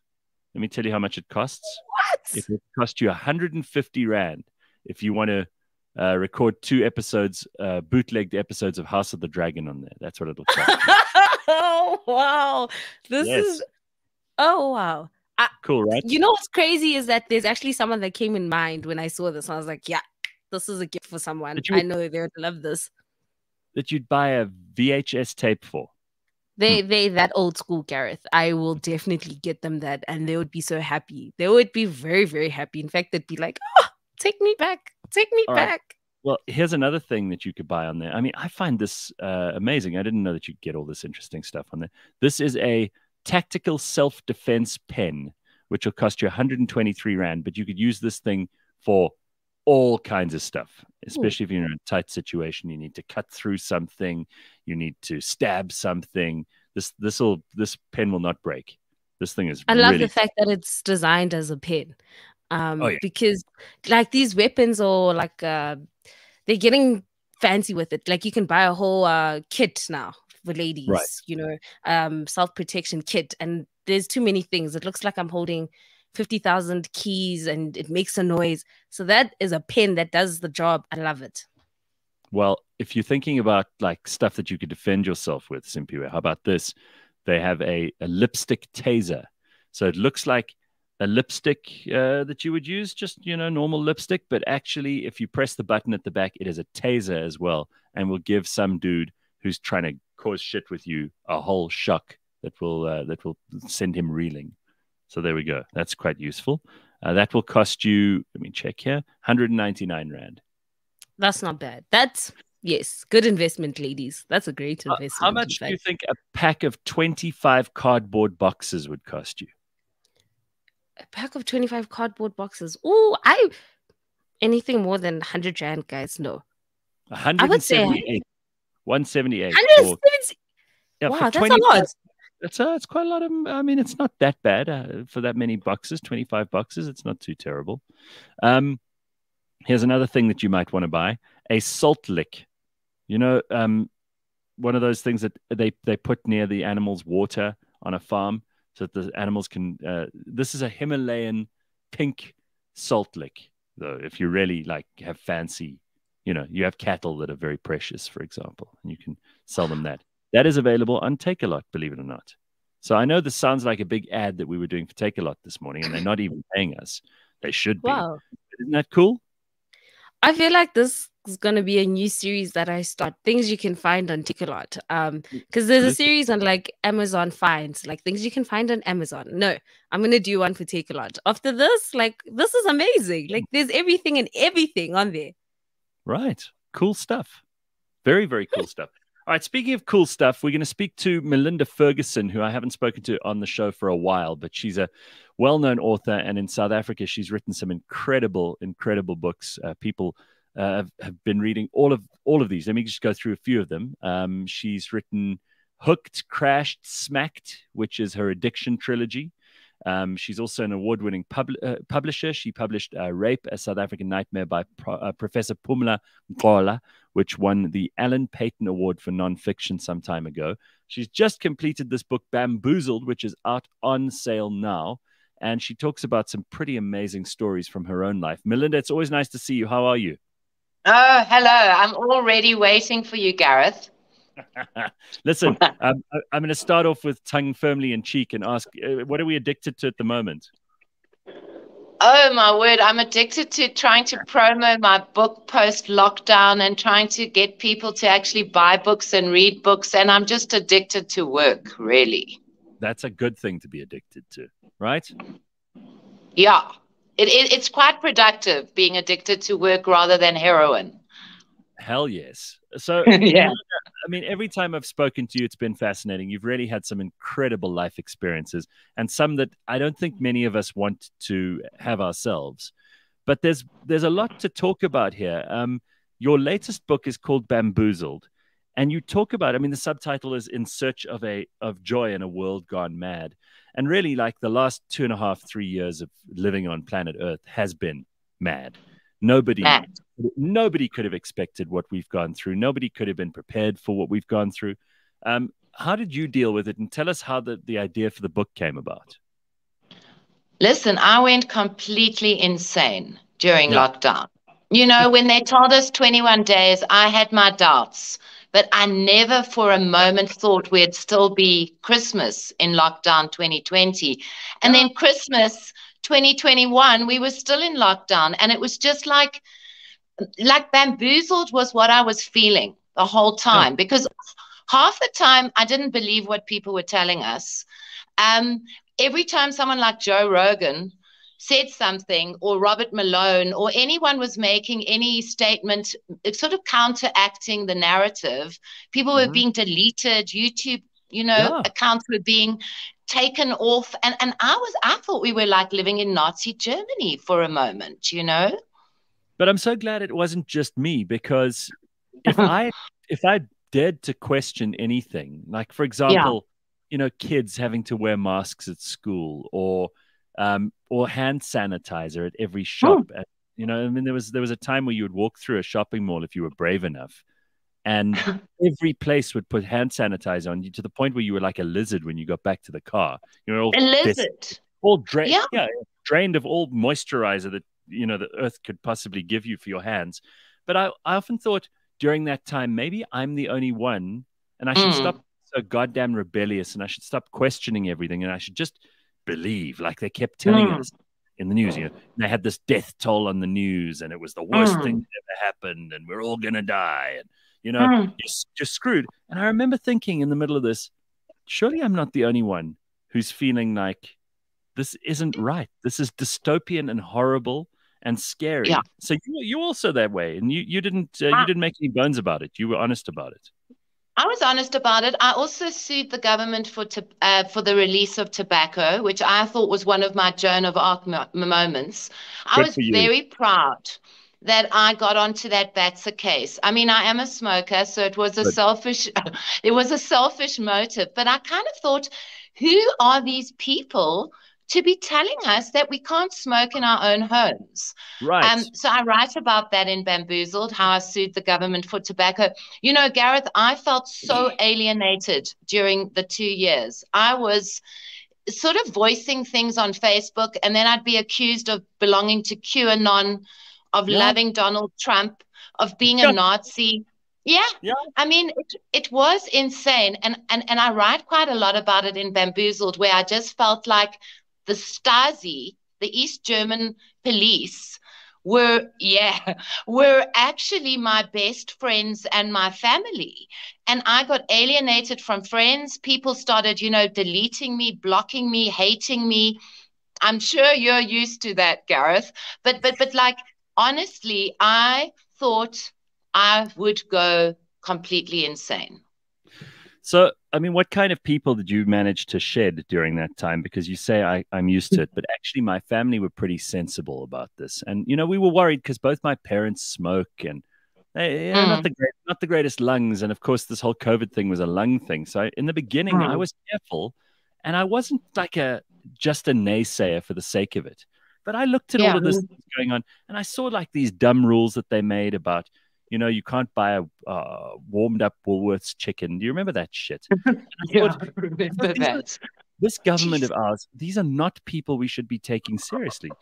Have you seen how most of them look? Most of them look so unhealthy themselves that I'm not going to take health advice from Nkosazana Dlamini Zuma, And instead of them telling us, go out into the sun, get vitamin D, eat properly, those kinds of things that were the obvious and the most logical, we're not being told.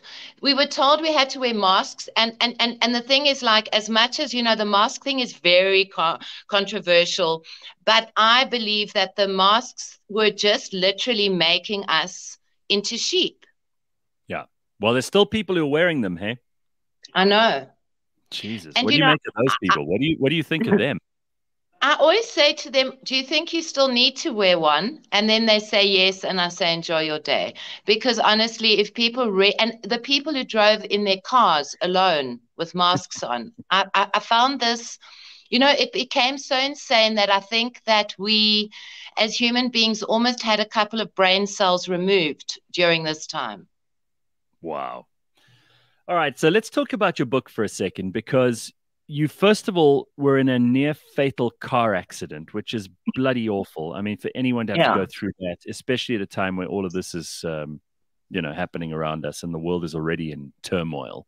So you managed to survive this, and you've got PTSD, which is no laughing matter. It's a very serious thing. A lot of people tend to disregard the after effects and the repercussions of a really, really dangerous situation that happens in your life. And you took this seriously. You had some meds though, and you were I mean, you were in a really bad place. I was in a terrible place. This actually happened in 2013, which sounds like a very long time ago. But I had like a total nervous breakdown. There was a 3.2 million rand Ferrari that I had totaled, obviously by accident. Nobody goes and totals a Ferrari on purpose unless you're a lunatic. And the fallout from that accident was intense. I got lambasted on social media. I was in the Sunday Times. I mean, it really was a difficult time for me. Plus the 650,000 Rand bill was put on my plate. And of course, I had a nervous breakdown. Went to a clinic. They told me I had bipolar 2. I felt like saying, listen, I've just had a freaking car accident, excuse my French. No, go but ahead. like, can you actually maybe just diagnose me as having trauma? So anyway, they put me on meds and my zombie persona came out because I really did not actually need these kind of meds. And I was like walking around looking like a complete loser. For about 3 months, I took these meds religiously. And then luckily, I met a psychiatrist on Tinder, as one would. And he's a doctor. You know, he told me, get off the meds and go and do a psilocybin, which is magic mushrooms, journey. Now, for me being a recovering addict, that suggestion sent me into absolute terror because I thought mushrooms are drugs. I'm going to become a drug addict again. I'll become a relapse queen. I'll lose my credibility. I'll become a complete loser. Anyway, long story short, I took his advice after doing a lot of research. There is a lot of evidence that psilocybin is helping people with anxiety, depression. Psychedelics are the new medicine, I believe, in our world. Oh, yeah. Yep. Absolutely.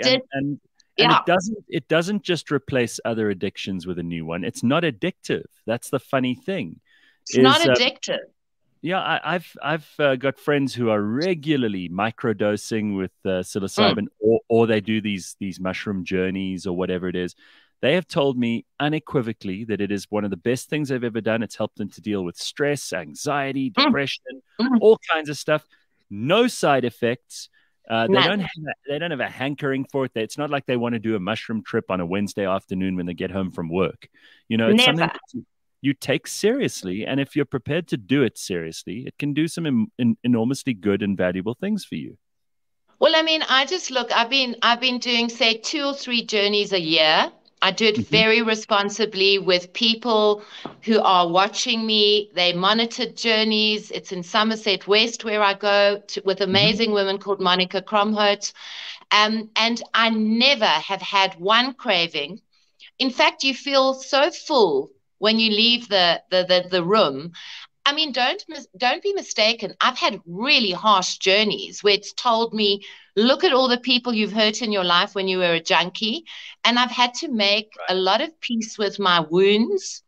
But the thing with this, Gareth, is that when I said I'm a work addict, I've got some fire in my bones. And I thank psilocybin because I can work 24 hours and I still feel alive. I still feel energized. I've done an amazing amount of work in the last 7 years. I've published 70 books. I mean, people in Silicon Valley, I mean, I love looking at Silicon Valley and the people who are pushing boundaries in our world. A lot of them are using psychedelics instead of things like Ritalin, all of the usual old Adderall, all those things that used to be used to kind of keep people awake at night. Well, I'm getting lots of comments from people here who say that they love you. You're so authentic. It's so great to hear you. You're my hero, says someone else. You know, you've written so honestly about this stuff, and it's not easy to do because you have to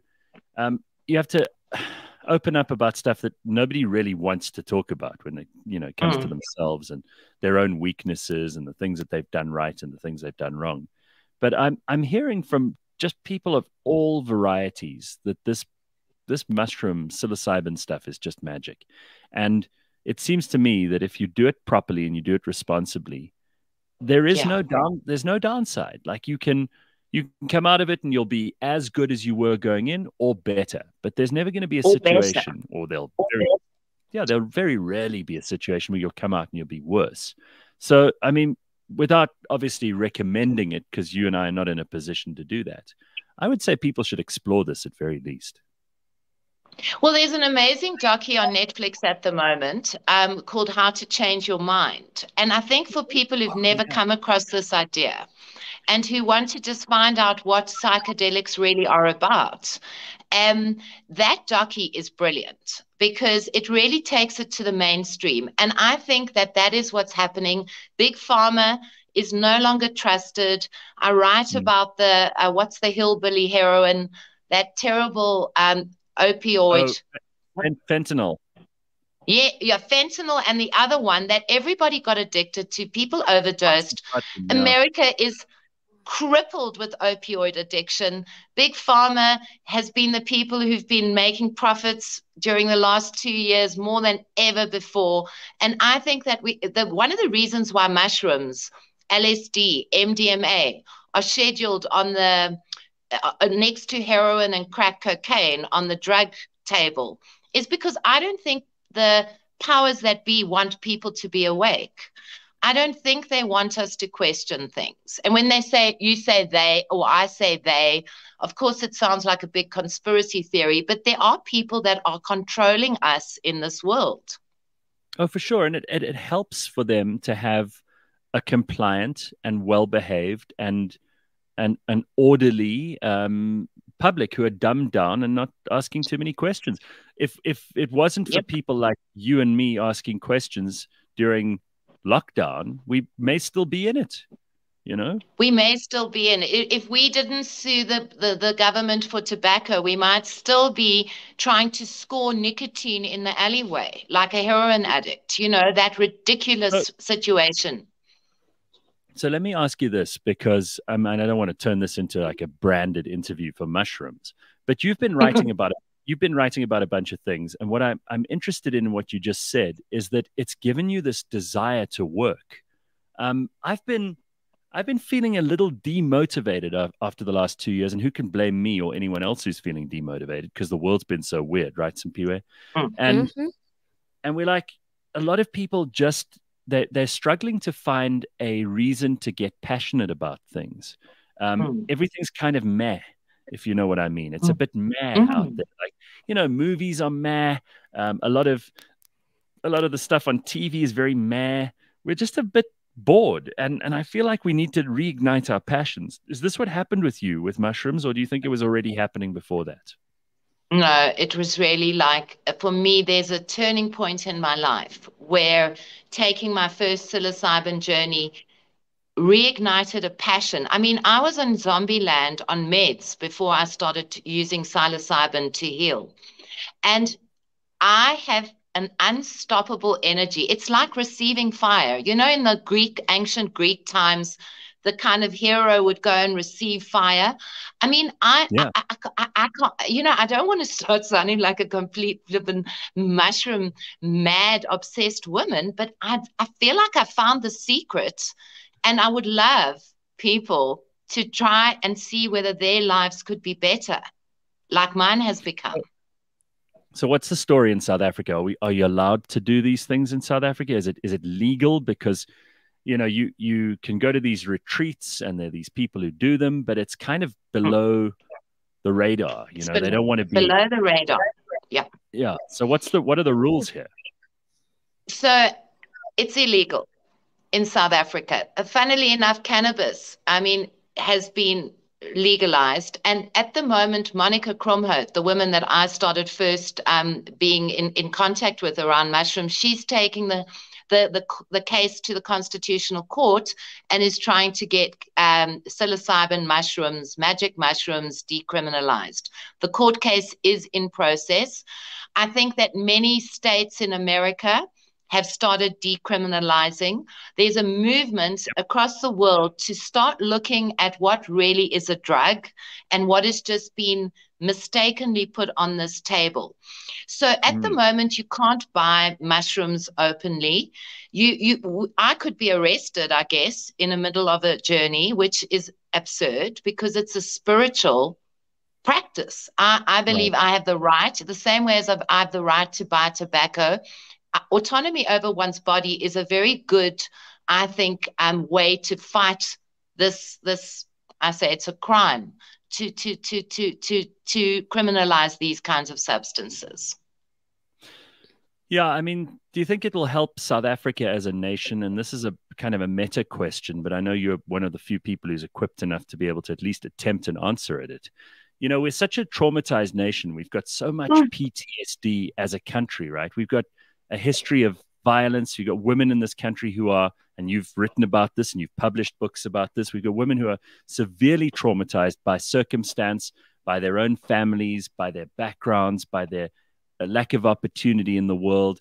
It really does seem sometimes like everything is stacked against the average South African. Do you think that this could be, if we can do it right and if we can figure out a way of kind of helping South Africa to heal, this could be a part of the process? I've got cold shivers when you say that, because it is a deep knowledge I have within me that if only we could have this kind of substance available for all these traumatized people. And it's not just women, the whole nation is traumatized. The whole world is actually in pieces at the moment. And if I keep wishing that we could put it in the municipal water, everyone could have a microdose every day and just start getting connected, because it's about disconnect. I think that we're living in a world of disconnect. The mushrooms allow you to connect with your deeper self, and you put your ego aside. It's not you. The mushrooms make you put your ego aside. And so I think that if only there was this kind of ability for people to be able to do this kind of thing, I think we could have massive healing as a nation. All right. So let's just talk about the book for a second, because you cover quite a lot of ground in the book. And I mean, I would recommend to anyone just to be a part of this journey and to be witness to this story is worth it, if nothing else. But you talk a little bit about obviously the background, your self-destructive behavior, all the crazy stuff that you'd been through.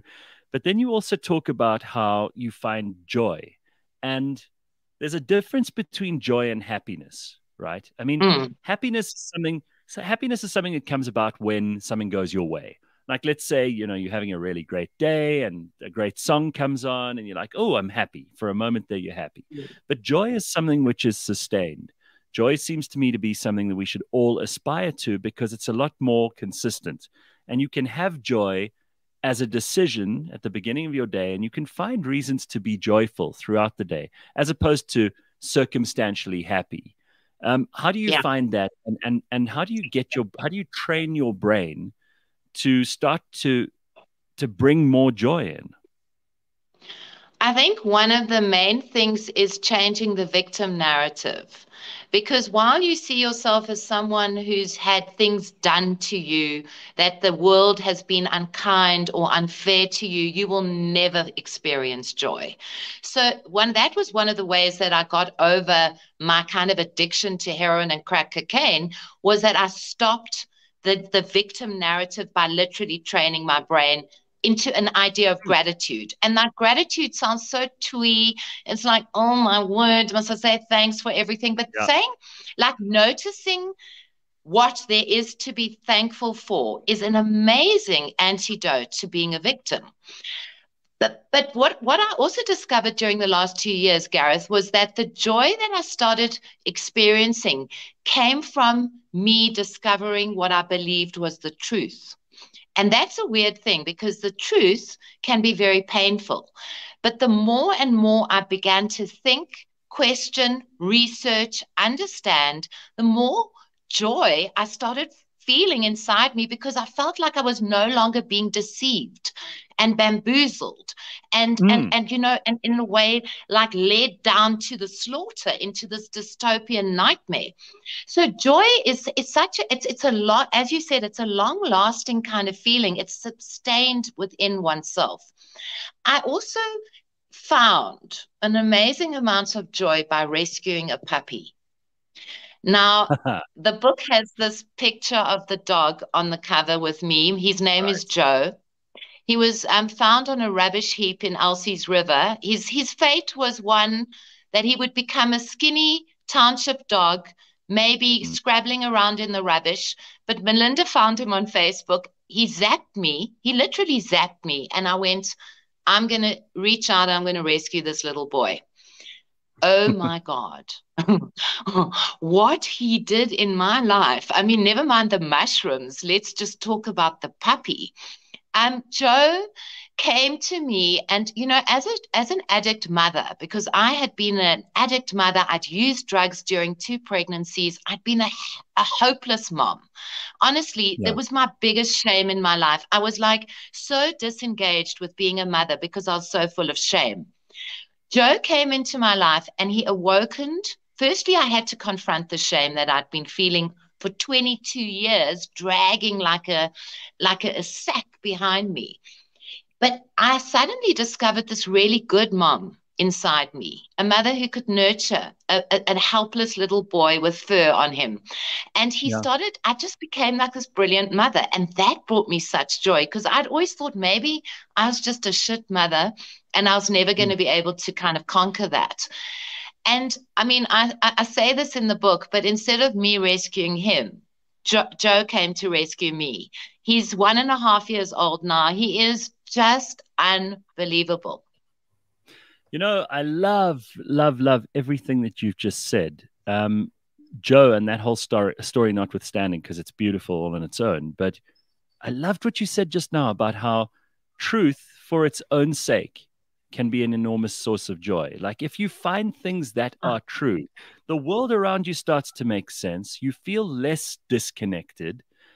Stuff just seems to flow better when you are dealing with truth rather than bullshit. And that is such a valuable thing that so many of us realize. Either we never realize it or we realize it too late. But really, Melinda, that is powerful stuff. The truth on its own can bring you enormous joy. And the other thing you said about the victim stuff, and we live in a world right now where victim mentalities are rewarded. We have a perverse incentive structure built into things like social media, where the more you moan and complain and the more your life is not your fault and everybody else is to blame and it's systems and it's everything else, that kind of it reinforces that victim narrative, which is so destructive, and people don't realize it until they break out of it.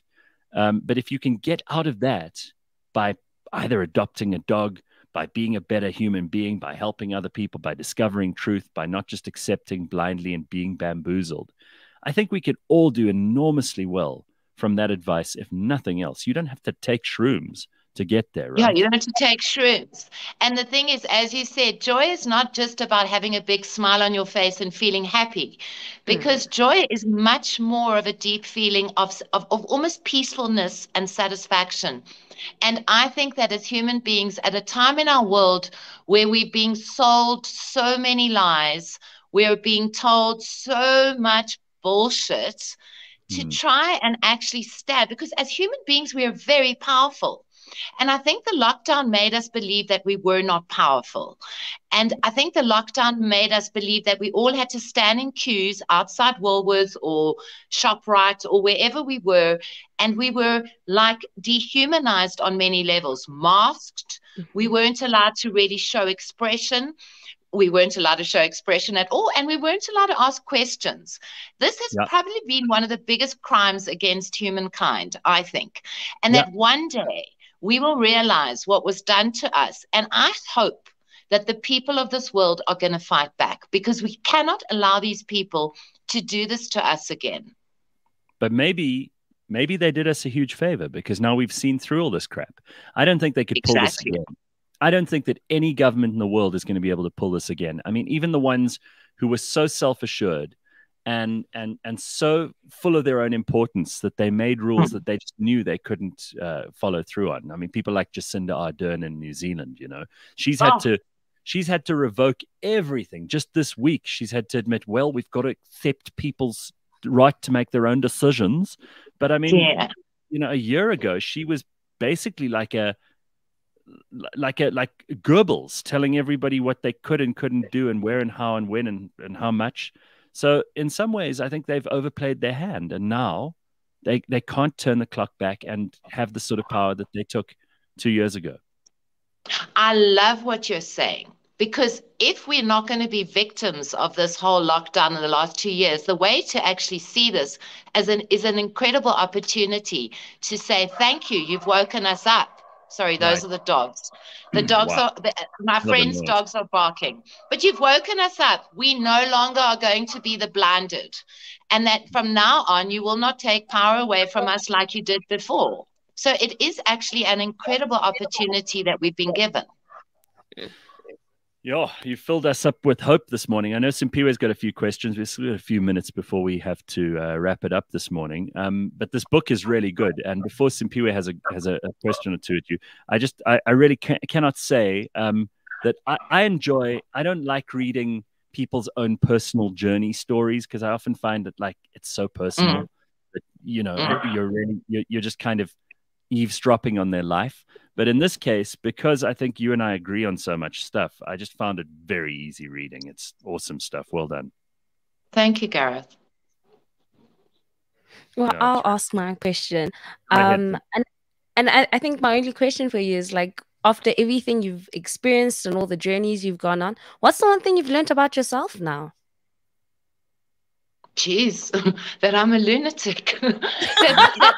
that I'm a lunatic, and that I have a deep thirst to confront disasters, and that the thing I think I've most realized is that I have the ability to make disaster my best friend, because I've been through so much stuff in my life. I think I've been through about 40 lives of what most people go through.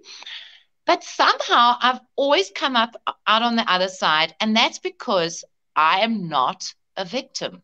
I'm excited by the things that happen that are hard, because they challenge me to actually question things and become a better human being, which I hope that I'm slowly becoming. Now, Melinda, listen, first of all, I could have saved you a lot of time and trouble and told you were a lunatic years ago when I first met you. Second of all, you are so goddamned right about how doing hard things, doing tough things, surviving adversity is what builds character. This is the stuff that makes a life worth living. If you have a comfortable, easy, soft life and everything just goes your way, I don't think that that's the kind of life that anyone will get to the end of and go, wow, worth it, amazing, right? It's boring.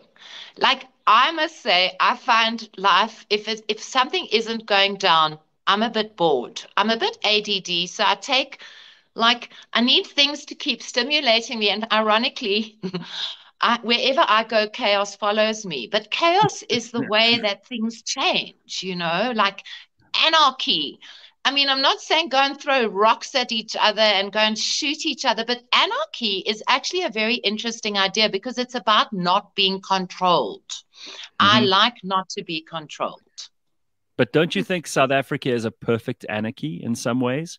Because we've got just the right mix of like rules and laws and general social behavior. Like people mostly comply. I mean, we're a pretty lawless society, but we also have a little bit of that Wild West stuff going on, which makes it possible for you to actually embrace some of the chaos, not just the order. I'm loving South Africa. I think this place, because of the chaotic edge and because of the bit of lawlessness and a bit of people, are really exciting for me at the moment. I mean, there is a sense of the Wild West, as you said, and I just think that South Africans are amazing people. They have been through a lot. Sure. And if we find ourselves at the tip of Africa while the nuclear war is about to happen in Europe, I just think we have to be really grateful for where we find ourselves today. I'm very grateful you've written this book, and I can't recommend it enough to people who want to go on a journey and really to discover the kind of stuff. And because you can tell from listening to Melinda this morning, she's a no bullshit person. She's going to tell you exactly what she thinks at every step of the story. And you know what? Maybe you are right. Maybe we should be putting a little bit of psilocybin in the drinking water, and maybe it'll help people to just get better and help themselves heal. I've loved being here today. You've made me feel very positive, Gareth. Well, it's and always nice. always nice to see you, and thank you for being on the show this morning. It's great to check in with you, Melinda, and I hope we'll see each other soon in person. Would be wonderful. Have a beautiful day. And go have mushrooms, Gareth. Try them. I will, I promise. I will, and I'll talk about it on the show so that everybody knows. All right. Cheers, Melinda. Melinda Ferguson. Isn't she cool? She's amazing. I love her. I'll bring you the book and you can tell me what you think of it, Simpiwe. It's called Bamboozling. Melinda Ferguson. Will I ever be ready for that? But I'm very keen on reading that. I think you will. I just like the fact that she, she's just like anybody else. She's not trying to be super. She's not special. She's not extra, as people say. And she's just taking you along on the ride and letting you know how it goes for her. I love it. And I do agree with her. Sometimes you just need to feel like you've got fire again. And some of us have lost our fire. And I think this book will help some people to rediscover it. And maybe some of the things she's done will help you to rediscover that fire. Anyway, we'll see how it goes. That is it for us for this morning. We're out of time. It's just after 8 o'clock. It is Wednesday morning on cliffcentral.com. We will see you